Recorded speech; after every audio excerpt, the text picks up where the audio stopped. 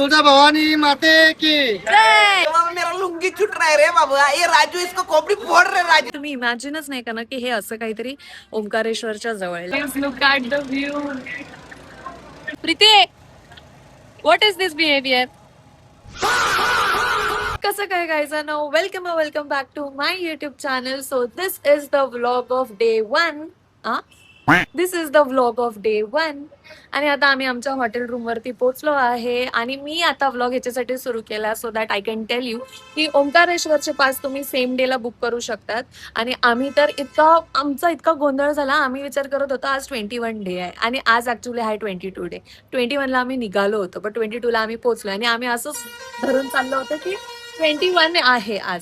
आणि त्याच्यासाठी आम्ही टाइम स्लॉट बुक करत होतो आणि तो होतच नव्हता. आणि नंतर जेव्हा आम्ही कॉल सेंटरला कॉल केला तिकडच्या कस्टमर केअरला तेव्हा त्यांनी आम्हाला सांगितलं की मॅम आज 22 आहे. मग आमची ट्यूब पेटली की ब्रो आज 22 आहे. मग पटकन आम्ही स्लॉट बुक केले. स्लॉट्स असतात 2 to 4, 4 to 6, 6 to 8 असे स्लॉट्स असतात. तर तुम्ही पटकन बुक करा बिकॉज स्लॉट्स लवकर फुल होतात. आम्ही ऍक्च्युली 4 to 6 चा स्लॉट घेणार होतो पण तो काय आम्हाला भेटला नाही. सो आम्ही 6 to 8 चा स्लॉट बुक केला आहे.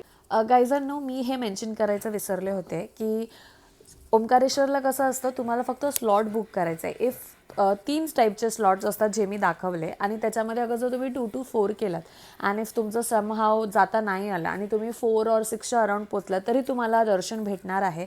ऑर एल्स तुम्ही 6 to 8चा स्लॉट काढलेत आणि तुम्ही 2 अराउंड 4च्या अराउंड पोचलात तरी तुम्हाला दर्शन भेटणार आहे.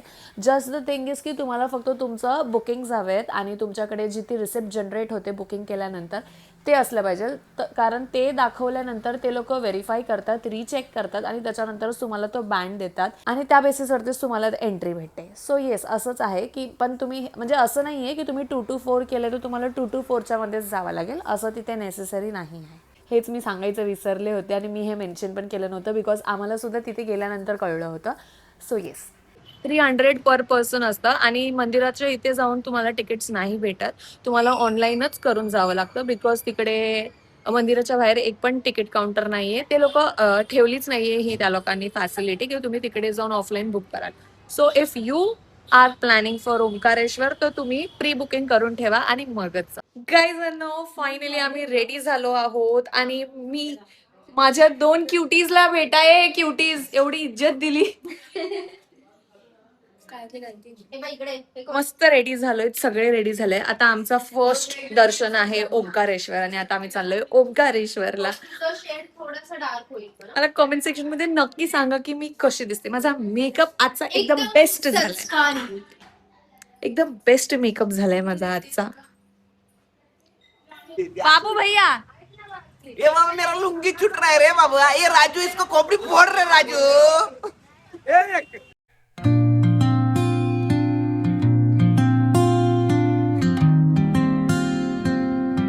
ट्रिपला जाण्याच्या अगोदरची तयारी.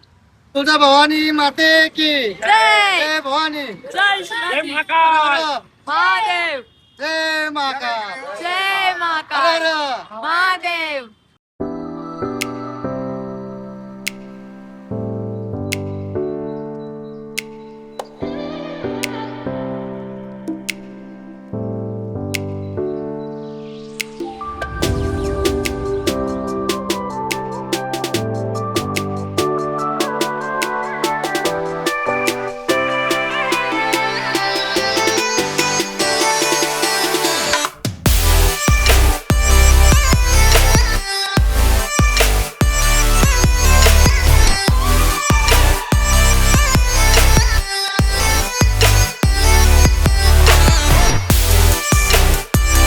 तुमच्या ग्रुपमध्ये सुद्धा असा पर्सन आहे का जो सदीने कधी झोपा काढत असतो? ट्रेन मध्ये झोपा अरे यार काढतो, फुल हार्ड ऍक्शन घालवली. बस मध्ये झोपा काढतो.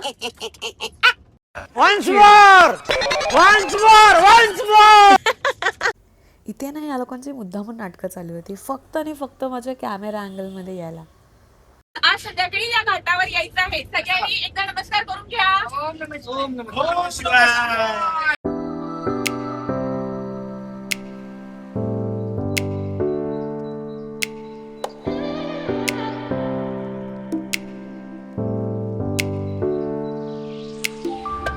गाईजानो, ही कावड यात्रा आहे, म्हणजेच श्रावण महिन्यात महादेव भक्तांकडून केली जाणारी एक पवित्र यात्रा, ज्यात भक्त आपल्या कावडमध्ये गंगेचं पाणी घेऊन प्रवास करतात आणि शेवटी ते पाणी शिवलिंगवर अर्पण करतात. गाईजानो, फायनली आम्ही आता फर्स्ट ब्रेक घेतलाय, ज्याच्यामध्ये आम्ही जेवणार आहोत आणि आमचं हॉटेल तर खूपच भारी आहे. Let me show you.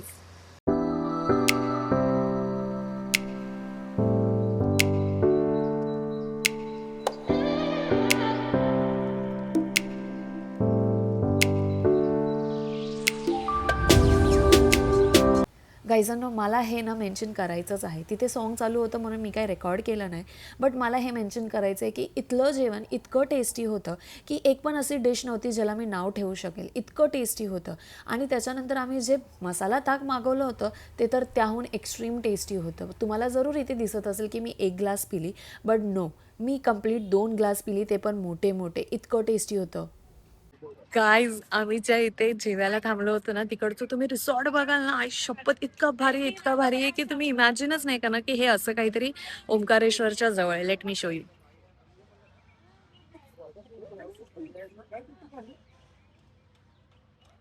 हे सगळे कॉटेजेस आहेत जिथे तुम्ही स्टे करू शकतात आणि तिकडे हॉटेल आहे जिथे आम्ही जेवायला थांबलेलो. तर चाललो आपण. आता ते लाईनीमध्ये उभी राहणार ना. ओके, फायनली आम्ही ऑटो रिक्षामध्ये बसलो आहोत आणि इथे पुढे बस जात नाही, तुम्हाला ऑटो करूनच जावं लागतं. आणि इथे ऑटोचं पर 150 असं काहीतरी चार्जेस आहे, ज्याच्यामध्ये 3 प्लेसेस होतात: मामलेश्वर, ओंकारेश्वर आणि अजून एक कोणता तरी प्लेसेस जो मला माहित नाही. कोणती तरी घाट आहे, तिथे घेऊन जाणार. इथूनच जाणार असतील. आता आम्ही थांबलोय नर्मदा नदी.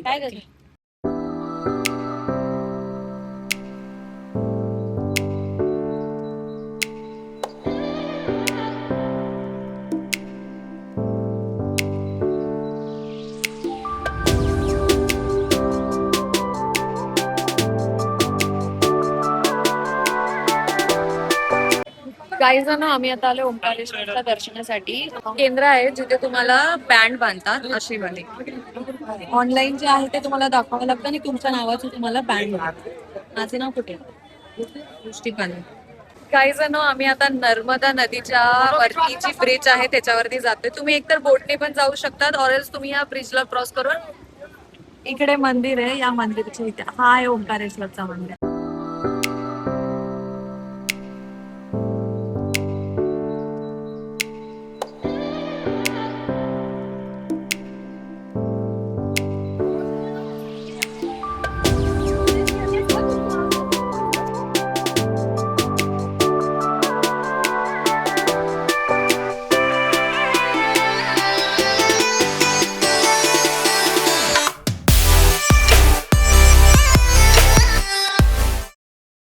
तर गायजांनो, हे आहे ओंकारेश्वरचं मंदिर जिथे आपण आता दर्शन घ्यायला जाणार आहोत.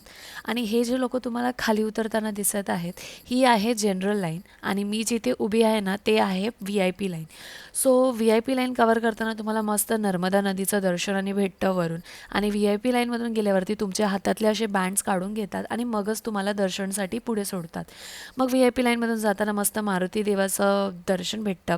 आणि मग हे तुम्ही बघू शकतात, हे जे तुम्हाला आता इथे धावताना दिसत आहेत ना, ते कावड यात्राचे आहेत. त्यांचं काहीतरी असतं की ते थांबू शकत नाहीत, त्यांना ते कंटिन्यू जसं आपल्या इथे मशाल घेऊन धावतात तसं वाला समथिंग काहीतरी होतं.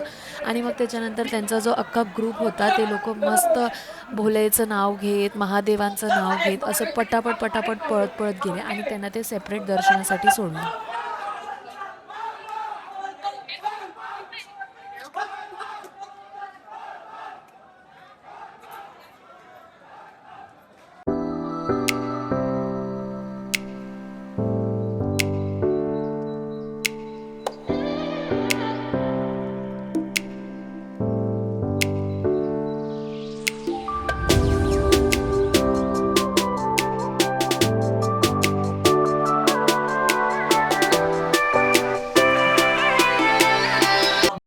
गाईजनो, इफ तुम्ही बघू शकता तर ही आहे ती जनरल लाईन आणि किती गर्दी आहे तुम्ही स्वतःच बघा.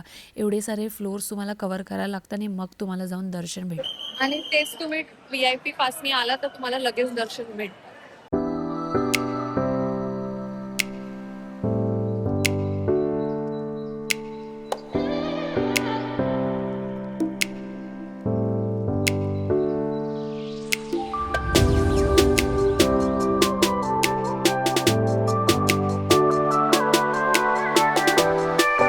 गाईजांनो आम्ही आता बसलोय फोर्ट मध्ये आणि आता आम्हाला ते लोक नर्मदा नदीमध्ये खूप सारे पॉइंट्स दाखवणार आहेत, जसे की संगम आणि अजून खूप खूप खूप खूप दाखवणार आहे. तर तुम्ही सुद्धा बघा.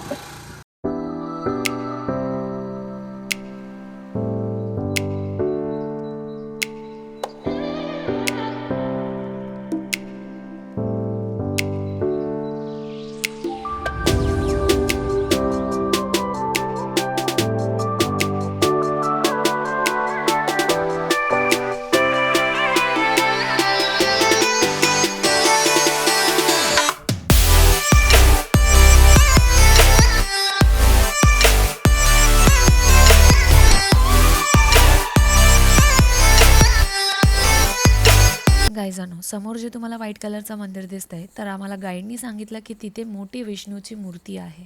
आम्हाला ना त्यांनी बोटीमध्ये अर्धा तास फिरवलं. त्याच्यामध्ये पुढे जाऊन त्यांनी आम्हाला अजून खूप काही दाखवलं, जसं की त्रिवेणी संगम दाखवलं, अलीकडे जे ममलेश्वर आहे ते दाखवलं आणि मग समोर दिसतोय ना, हा आहे झुलता पूल जो ओंकारेश्वर आणि ममलेश्वरला कनेक्ट करतो. आणि मग हे आहे ओंकारेश्वरचं दर्शन, जे तुम्ही बोटीतून एकदम क्लिअरली घेऊ शकतात. गाईज आता आम्ही ह्या साईडला आलोय, दॅट इज मामलेश्वर. मामलेश्वरच ना, मामलेश्वर म्हणजे तिथे आहे ओंकारेश्वर आणि आम्हाला बोटची अशी राईड दिली आणि इथे सोडलं, ते आहे मामलेश्वर. मामलेश्वरच्या मंदिरमध्ये जाऊन पण दर्शन घेणार आहे आणि इथे आरती सुद्धा होणार आहे.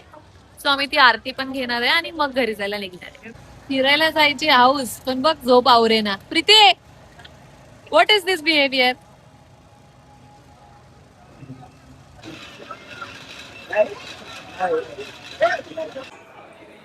आता आम्ही आलोय मामलेश्वरचं दर्शन करायला. आता लाईन मध्ये आहोत आणि लवकरच आमचं दर्शन होणार आहे.